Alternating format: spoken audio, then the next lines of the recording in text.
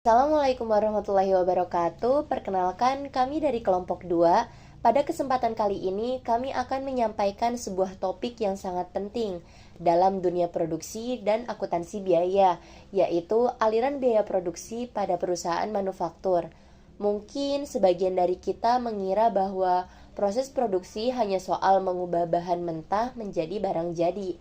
Padahal, di balik itu semua, ada proses panjang yang melibatkan pencatatan biaya secara detail dan sistematis.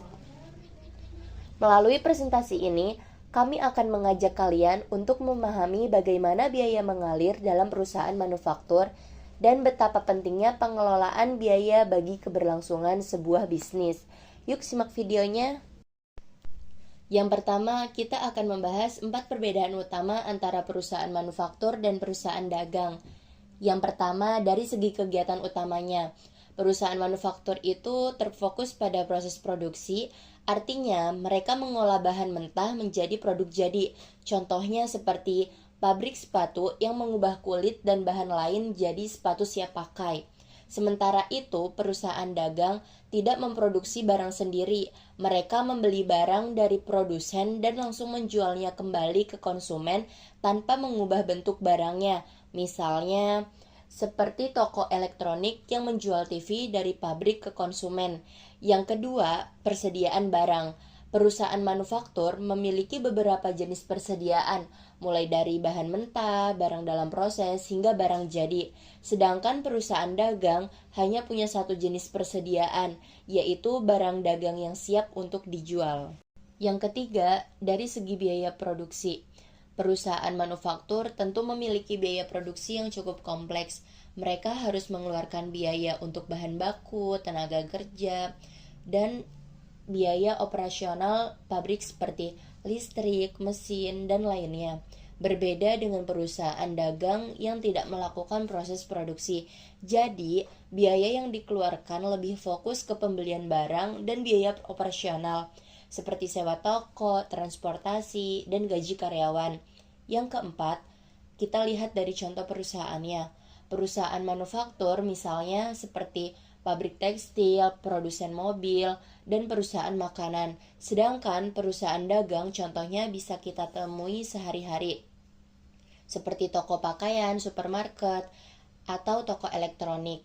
Jadi, perbedaan utamanya terletak pada apakah perusahaan tersebut memproduksi barang sendiri atau hanya membeli dan menjual barang jadi. Poin yang kedua adalah pengertian dari aliran biaya produksi perusahaan manufaktur. Jadi, aliran biaya produksi adalah proses di mana seluruh biaya yang terjadi selama proses produksi dicatat dan diukur secara sistematis, mulai dari pembelian bahan baku, proses pengolahan di pabrik, hingga barang tersebut menjadi produk jadi dan siap untuk dijual ke konsumen. Ketiga, kita akan mengetahui beberapa elemen utama dalam aliran biaya produksi. Yang pertama ada biaya bahan baku atau raw material cost. Kedua, biaya tenaga kerja langsung, direct labor cost. Yang ketiga, biaya overhead pabrik, factory overhead cost. Yang keempat, barang dalam proses, work in process. Yang kelima, barang jadi atau finished good inventory. Dan yang terakhir adalah harga pokok produksi atau biasa disebut HPP, Cost of Goods Manufactured. Yang keempat, kita akan membahas tentang poin penting alasan adanya aliran biaya produksi. Yang pertama, kita akan menentukan harga pokok produksi atau HPP dengan akurat. Yang kedua, memudahkan laporan keuangan dan pengambilan keputusan. Yang ketiga, mengontrol dan mengelola biaya serta memastikan kelancaran produksi. Yang terakhir, mencegah kecurangan dan kesalahan dalam akuntansi. Jadi, fungsinya adalah sebagai sistem yang mencatat dan mengontrol seluruh pengeluaran yang terjadi dalam proses produksi. Poin yang kelima, kita akan membahas dampak jika tidak ada aliran biaya produksi. Yang pertama, kesulitan menentukan harga jual yang affordable. Kedua, gangguan dalam proses produksi akibat stok yang tidak terkontrol. Ketiga, resiko kecurangan dalam penggunaan sumber daya.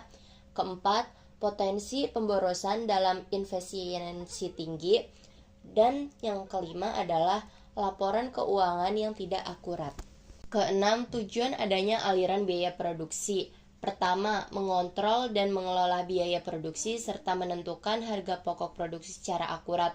Kedua, menyediakan data akurat untuk laporan keuangan. Ketiga, mengoptimalkan efisiensi produksi, membantu pengambilan keputusan manajemen.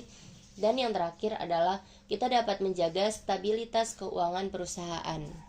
Dan yang terakhir, kita akan membahas contoh soal dari aliran biaya produksi. Berikut adalah contoh soalnya. PT Maju Jaya adalah perusahaan manufaktur yang memproduksi meja kayu.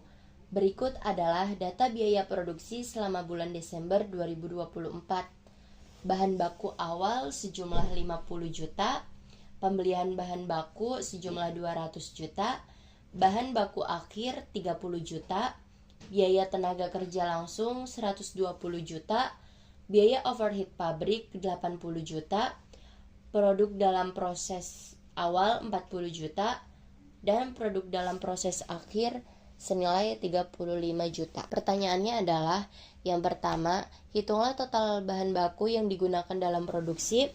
Kedua, hitunglah total biaya produksi yang dikeluarkan selama bulan Desember 2024. Ketiga, hitunglah HPP untuk produk yang selesai diproduksi. Jadi jawabannya adalah yang pertama, kita diminta untuk menghitung bahan baku yang digunakan. Jadi rumus bahan baku yang kita digunakan adalah dalam kurung bahan baku awal ditambah dengan pembelian bahan baku dikurangi dengan bahan baku akhir. Tadi bahan baku awal itu senilai 50 juta dijumlahkan dengan pembelian bahan baku yaitu 200 juta dan dikurangi dengan bahan baku akhir senilai 30 juta. Jadi bahan baku awal ditambah pembelian bahan baku 50 juta ditambah 200 juta hasilnya 250 juta dikurangi dengan bahan baku akhir senilai 30 juta. Jadi 250 juta dikurangi 30 juta hasilnya adalah 220 juta. Yang kedua, kita akan mencari perhitungan total biaya produksi. Rumusnya adalah bahan baku yang digunakan ditambah biaya tenaga kerja langsung ditambah biaya overhead pabrik.